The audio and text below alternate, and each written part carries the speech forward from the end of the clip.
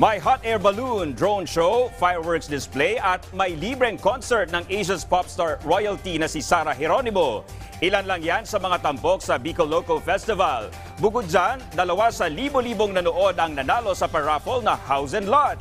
Yan ang ulat ni Bella Lesboras.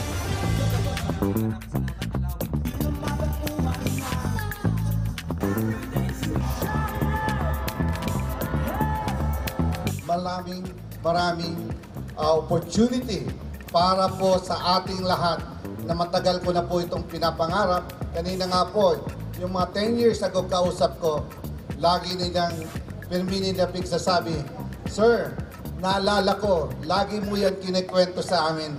And congratulations, nagawa nyo na." Sabi ko, yes, matagal ko na po itong pangarap. Again, congratulations sa ating lahat. Maraming salamat and maging successful sana ang lahat ng Bicolano para lagi tayong masaya sa ating buhay. Hindi mahulugang karayom ang Old Legazpi Airport sa Albay sa ginanap na libreng concert ni Asia's popstar royalty Sarah Geronimo kasama si Bamboo. Ito ay bahagi pa rin ng pagdiriwang ng Bicol Local Festival na hatid ni Ako Bicol Party List Representative Elizalde Co.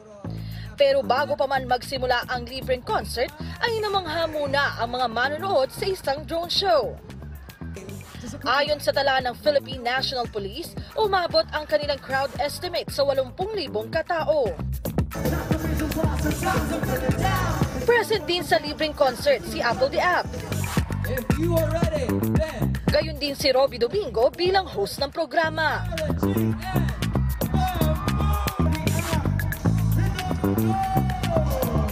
Bago matapos ang performance nila Sarah G, Bamboo at Apple the App, ay isang bonggang fireworks display ang bumulaga sa mga manonood. Pagkatapos ng libreng concert ay 2 sa mga manonood ang maswerteng nanalo ng House and Lot. Thank you kay Lord, hindi ko kayo na-expect. Actually, may nagbigay lang nito na sa akin na ticket and thank you so much. Thank you din po sa inyo. Anong pakiramdam mo? Nanalo ka ng bagong House and Lot? Hindi ko na-expect. Hindi ko na-expect talaga.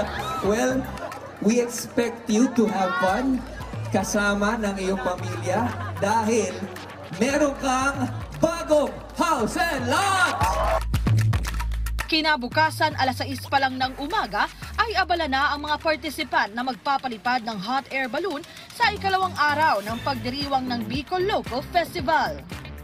Dahil sa magandang lagay ng panahon ay napalipad ng maayos ng mga partisipan ang kanilang mga hot air balloon. Tumagal din ng 30 minuto ang hot air balloon show. Ang mga turista at mga Bicolano talaga namang namangha sa kanilang napanood. Ayon sa event director ng Philippine International Hot Air Balloon Fiesta, masaya siya dahil naging matagumpay ang kanilang pagpapalipad ng hot air balloon ngayong araw. And once people understand that, they'll really appreciate, kasi whether lumipad ka or hindi, pareho yung effort mo. Naggising ka na maaga, nagdala tayo ng balloon. Alam mo, yung balloon nanggagaling sa iba-ibang parte ng mundo. Ngayong araw din ay inaabangan ng mga turista at mga Bicolano ang pagtatanghal ni na Ellie Buendia at Jericho Rosales.